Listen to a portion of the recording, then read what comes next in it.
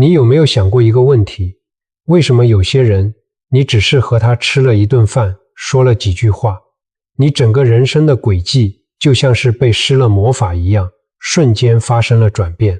而另一些人，你和他们相处了3年、5年，甚至大半辈子，却总觉得自己越来越疲惫，越来越迷茫，好像灵魂都被掏空了。有人会说，哎呀，这纯粹就是运气好坏，这就是命。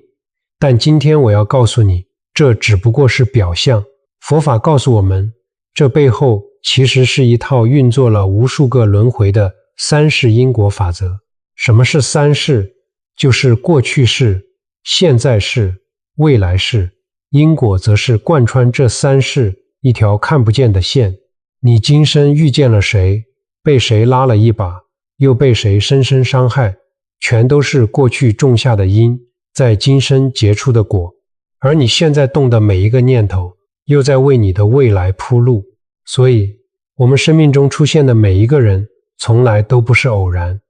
你以为你们只是机缘巧合的相识，但其实所有的相遇都是一场久别重逢的赴约。只不过有些赴约是来成就你的，有些赴约是来考验你的，还有一些是来消耗你，让你越陷越深的。华严经里有这么一句话，读来令人心头一震：善知识者则为牢船，悉令越渡生死海固。这里说的善知识不是什么高高在上的神仙，而是泛指那些在你的生命中能够帮助你觉醒，帮你累积福德，陪你越过苦海的人。为什么佛陀把这样的人比作一艘船？因为在茫茫的生死苦海里，没有这艘船，你根本游不到彼岸。这时你可能会问，既然善知识这么好，为什么我总是遇不到？佛家有一句很精准的描述，叫做善缘难遇，恶缘易逢。这不仅是一句感叹，更道出了人心磁场频率的残酷真相。你看，烦恼、贪婪、嗔恨，这些负面情绪是有重量的，它们就像烂泥巴，很容易沉积，很容易蔓延，会不断地把那些同样沉重、同样充满怨气的人和事，死死地吸到你身边。相反的，清净、善念、慈悲，这些力量是非常轻盈的，它需要你不断的修持，不断的觉察，才能在你的生命磁场里站稳脚跟，进而开始吸引同等频率的善缘向你聚拢。所以，你这一生能遇到真正旺你的人，可能只有寥寥几个，甚至有些人一辈子都遇不到。这不是因为你不够幸运，而是因为你还没有准备好那颗能感召善缘的种子。今天这支影片，我想和你聊聊一件你可能从未认真思考过的事。那些真正能旺你的人，他们身上有5个极其明显的特征。这绝对不是世俗说的有钱有势能帮你走后门，而是更深层直击灵魂的东西。当你看懂了这5个特征，你会惊觉，原来你人生中的几次重要转折，早就有这样一个人悄悄地站在你身边，只是你当时没有认出来。更重要的是，我还会告诉你为什么你能遇见他，那背后的因果绝对比你想象的还要震撼。在我们正式开始之前，我想邀请你现在就在留言区打上这6个字：善缘聚福自来。这不只是一句祝福，从佛法的角度来看，当你把这份愿力打出来，你其实就已经在为自己种下了一颗善缘的种子了。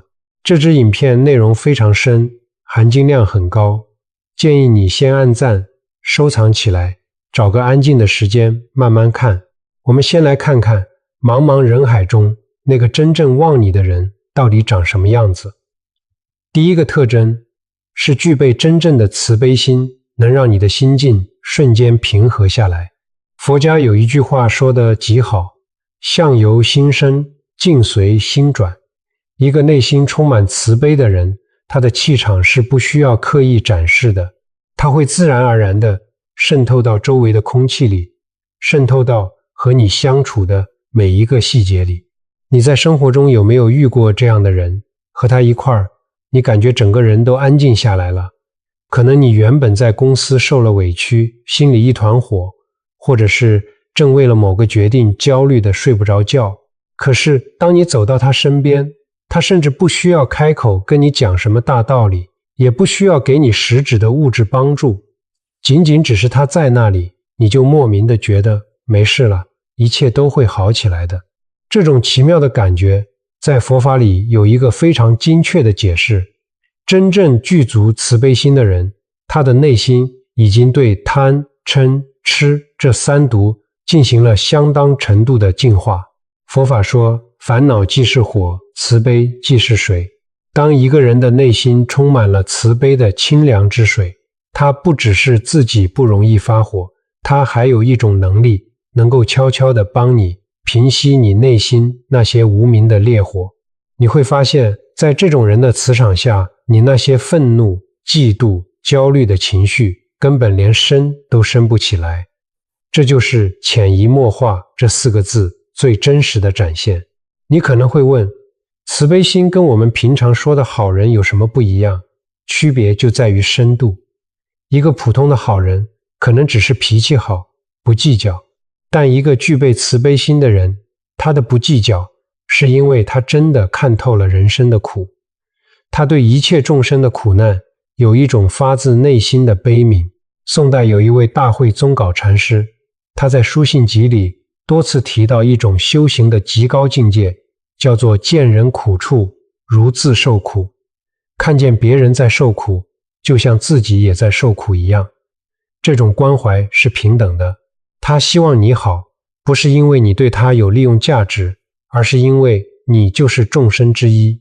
能达到这种境界的人，他的存在本身对你就是一种加持。与他相处，你的心会安，你的境会转，你的好运自然也会在这种安静的心境中悄悄累积。那么第二个特征是什么呢？这个特征可能会颠覆你的认知。第二个特征是敢于对你说真话，是你生命中的逆耳菩萨。在佛教里，善知识这个地位是极高极高的。曾经阿难尊者问佛陀，世尊，亲近善知识是不是等于完成了修行的一半？佛陀的回答非常震撼，他说，不，阿难，亲近善知识是修行的全部。这句话说明了什么？遇见一个真正的善知识，就等于你找到了整条修行的路。但是善知识的核心能力是什么？绝对不是天天帮你说好话，哄你开心，而是在你最需要的时候，敢于直直白白地戳破你的盲点。生活中有一种人，你跟他相处觉得特别舒服，因为你说什么他都说对，你做什么决定，哪怕明显有问题，他也说你一定行。这种人在世俗眼光里叫好相处，但在佛法看来，这其实是在伤害你，因为他们用赞美帮你在错误的路上走得更稳更远，而那个真正忘你的人完全相反。当你沾沾自喜，觉得自己无所不能的时候，他会一针见血地戳破你的幻象。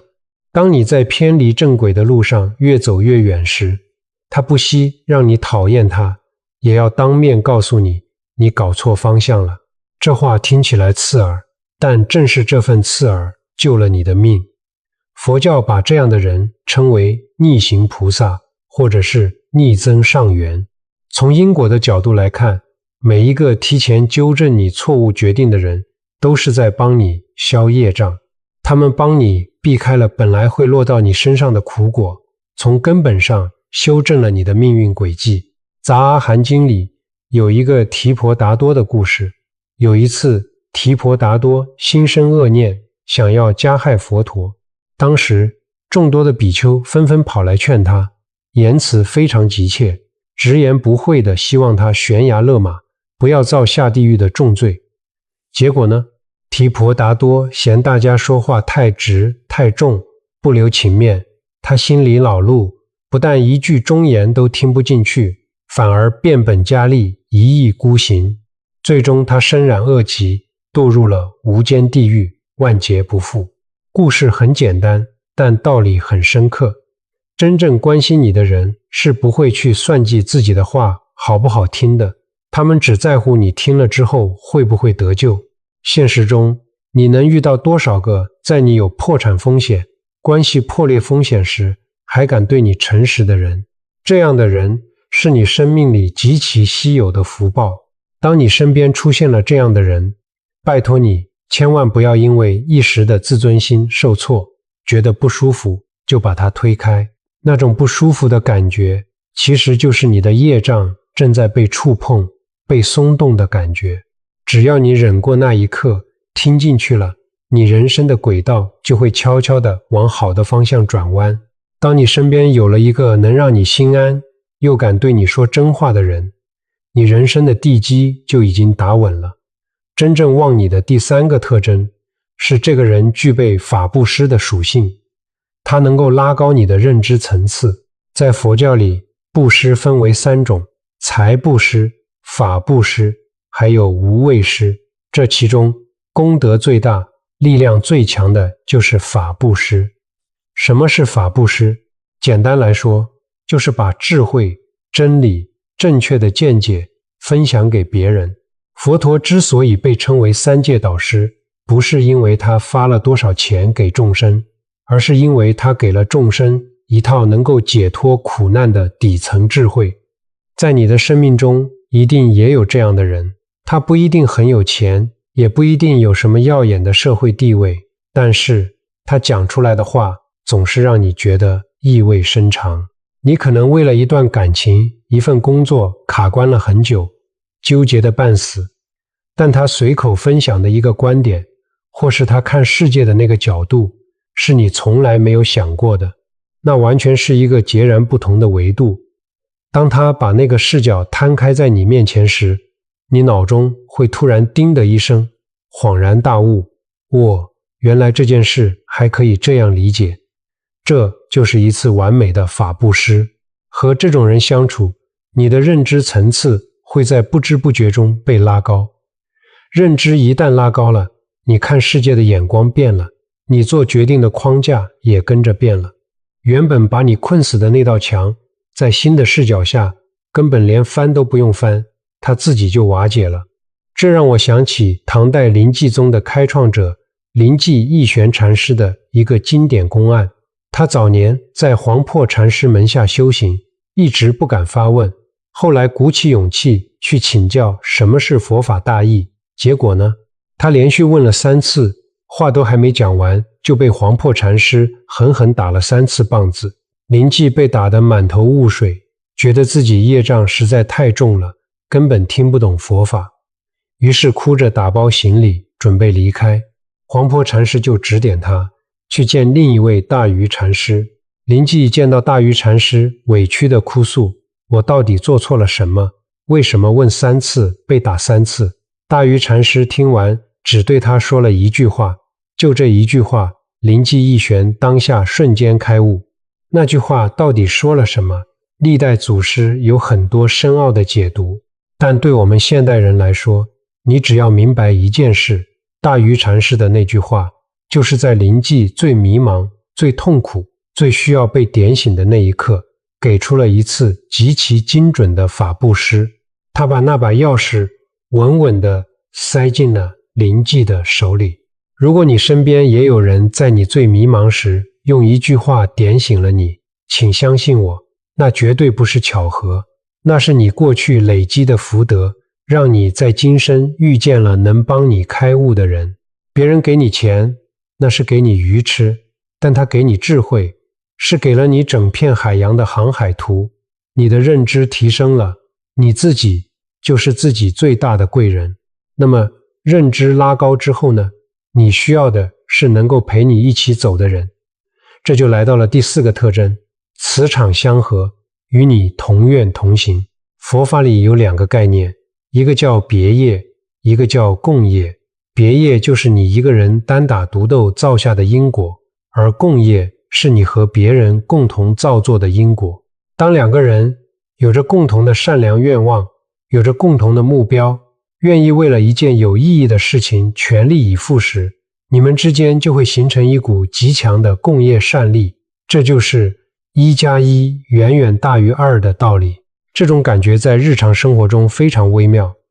你有没有遇过一个磁场真正相合的工作伙伴或伴侣？你们在一起做事，有一种奇特的顺畅感，不需要讲太多废话，你提出一个方向，他已经想到了下一步。在关键的决策上，你们的想法高度重叠，有时候甚至会开玩笑说，我们是不是共用同一个大脑啊？这不是什么超自然的心灵感应，这是同频共振的结果。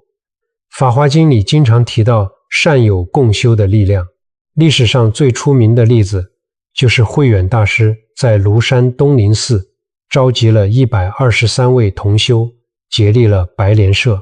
他们这群人价值观极度契合，大家都发愿要往生西方极乐世界，于是他们互相扶持，互相鼓励，把彼此的频率调到同一个频道上。最后这123个人全部成就了不可思议的善果。这就是同愿同行最强大的证明。套用到我们现代人身上，你怎么判断一个人是真正跟你磁场相合，还是只是表面上合得来？最根本的判断标准在于动机。表面契合的人聚在一起是为了互相利用，各取所需，这是欲望的磁场。而真正磁场相合的人聚在一起，是因为我们都想把这件有意义的事做好，我们都希望对方变得更好，这是愿力的磁场。欲望的磁场一旦利益分配不均，最终一定走向撕裂，而愿力的磁场因为彼此成就，最终一定走向圆满。遇到能和你同愿同行的人，就好像在顺风中扬帆，有股看不见的力量在推着你们前进。这不是运气，这是你们共同的善念产生感应后，福报提前显现的征兆。接下来我们要讲的第5个特征，这是这5个里面最容易被大家忽略，但对你整个人生续航力影响最深远的一个。第5个特征是这个人懂得惜福且律己，他能带你远离一切无谓的消耗。佛法常讲福报，福报这个东西可不是凭空从天上掉下来的，它是由你过去世的善行一点一滴累积下来的资粮。你可以把它想象成你银行里的存款，这个存款是有额度的，不是无限卡，不能让你无底线地刷。当你过度消耗，当你挥霍无度，当你把别人对你的付出视为理所当然，甚至连一句谢谢都没有的时候，你的福报就在一点一滴的快速归零。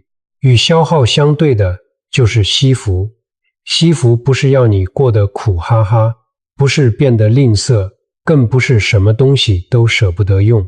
惜福是一种对生命里所拥有的一切保持着深深的感恩与珍惜的态度。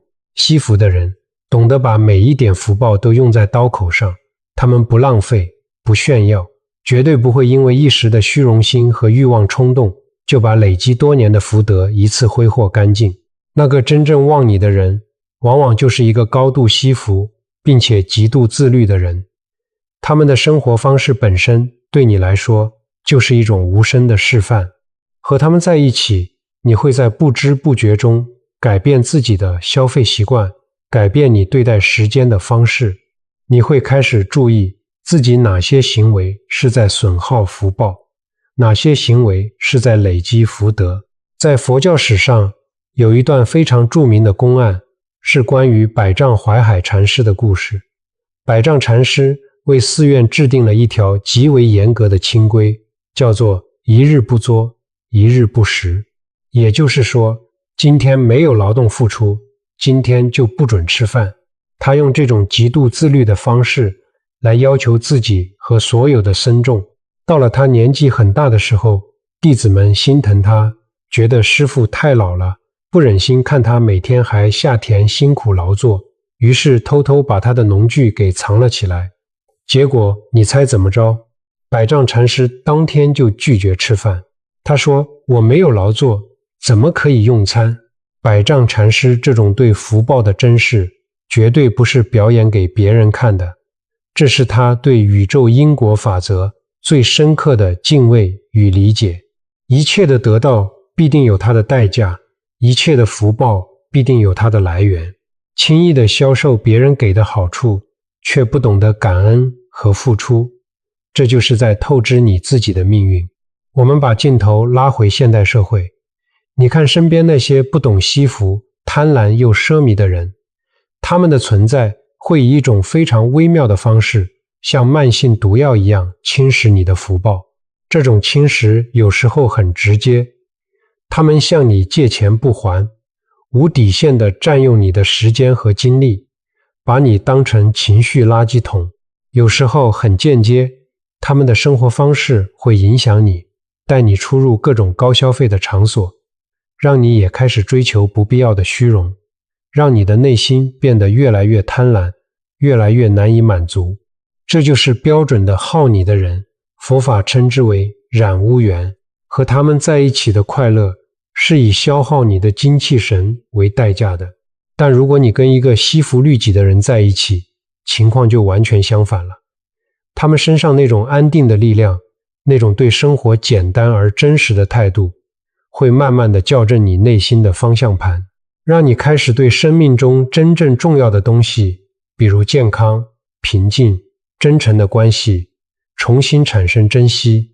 在这种人的引导下，你的生活会逐渐进入一种稳步上升，越来越有底气的状态。以上这5个特征，具备慈悲心，敢对你说真话，能拉高你的认知，与你同愿同行，以及惜福律己。这5个特征不需要全部同时出现在同一个人身上，只要有其中一个特征足够深厚，那个人就已经是你生命中极其珍贵的善缘了。能遇到一个都是莫大的造化。知道了什么样的人是真正旺你的人，下一个问题就来了，我们该怎么做才能在茫茫人海中精准地感召这些善缘呢？佛法在世间，不离世间觉。所有的智慧如果不能落实到每天的生活里，那就只是一碗好听的心灵鸡汤。所以我为你准备了一份日常修行清单，这不是要你每天去深山里打坐，而是3个你今天看完影片立刻就能跟着做的微小行动。只要你持续做，你的磁场就会发生翻天覆地的改变。第一个行动，睡前3分钟的关心与感恩。现代人睡前都在干嘛？滑手机、看八卦，或者是焦虑明天要交的报告。这些动作都在无形中加重你磁场里的浊气。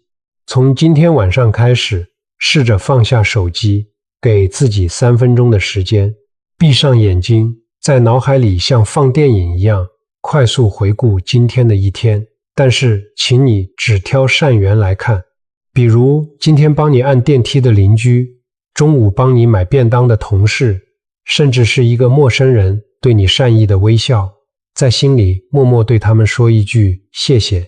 在佛法看来，感恩不只是一种礼貌，它是一种最高级的调频技术。当你每天睡前都把自己的心调到感恩的频率上，你就是在清理心里的杂质。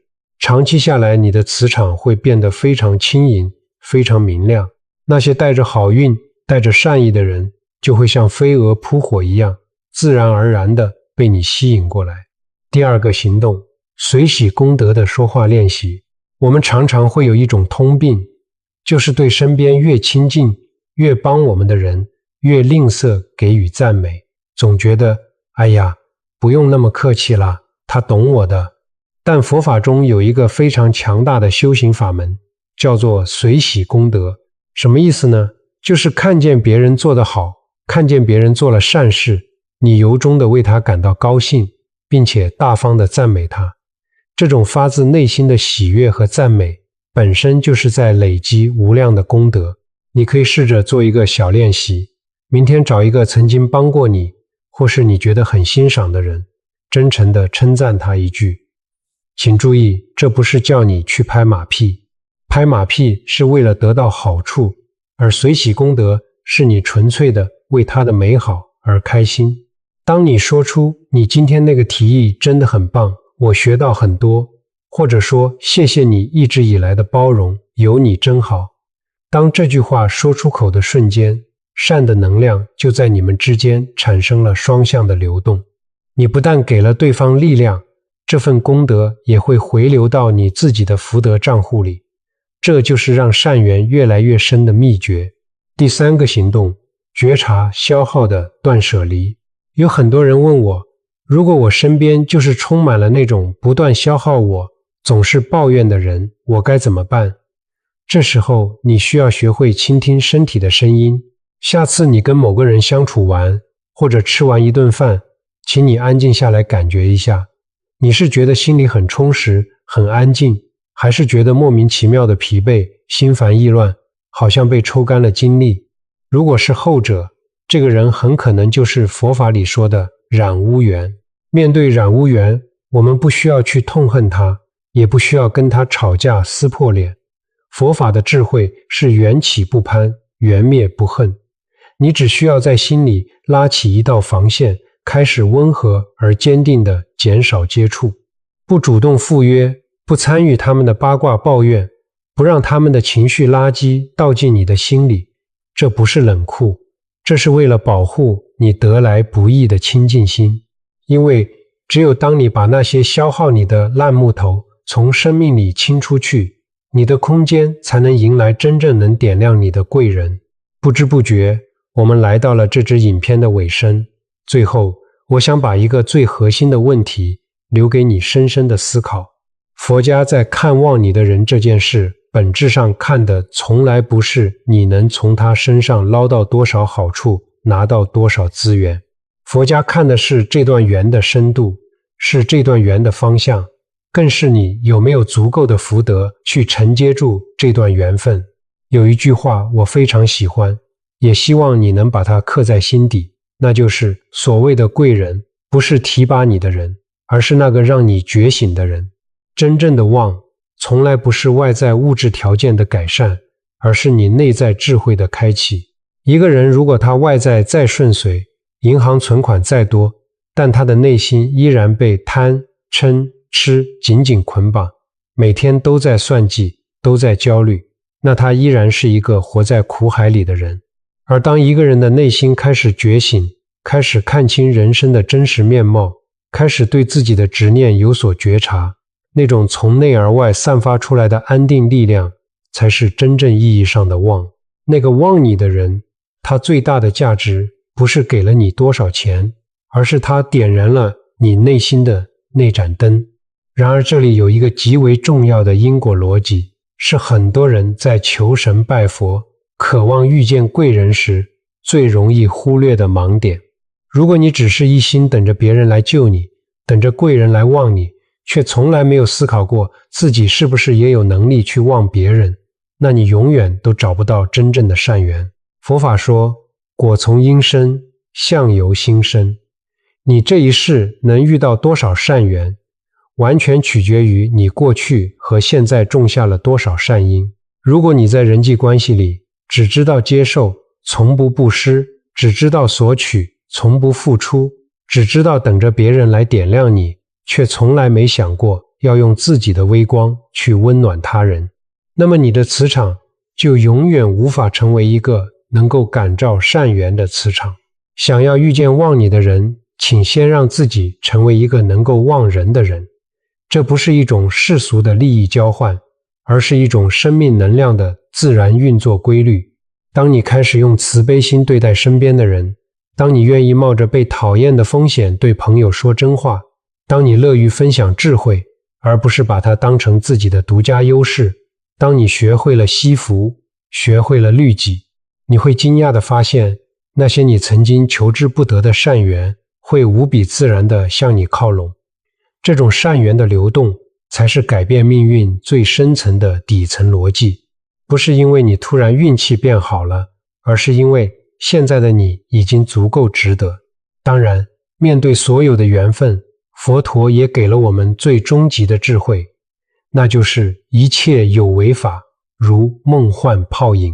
一切因缘和合的事物都有它生灭的规律，善缘也是如此。它有它出现的时机，也有它自然落幕的节点。当一段善缘完成了它在这一世的使命，它的消散不是背叛，不是失去，而是这段因缘的圆满。不要执着地去抓住一段已经过去的缘分，能够做到缘来全心珍惜，缘去平静不恨的人，才能把那段缘分带给你的智慧和福报完整地留在生命里，成为你感召下一段善缘的养分。在这支影片的最后，我想邀请你做一件温暖的小事，回想一下你的人生有没有这样一个人，他符合了我们今天讲的某一个特征，曾经在某一个时刻深深地接住了你，点醒了你，望过你。如果有，请你在留言区写下它，或者只是单纯地写下一句感恩的话。你敲下键盘的这个动作本身就是一次随喜功德，是你此时此刻为你自己种下的新善缘。我也想再次邀请大家在留言区打出这6个字：善缘聚福自来。让我们把这里变成一个充满善意与祝福的正向道场。如果这支影片让你心里有了共鸣，有了触动，欢迎你把它分享给你身边那个真正望过你的人，让他知道他在你心里有多么重要的位置。也请帮我按赞、订阅，让更多有缘人能够看见这段内容，让善法的流动在更多生命之间发生。愿你我都能成为彼此生命中的善知识，愿善缘聚福自来。我们下支影片见。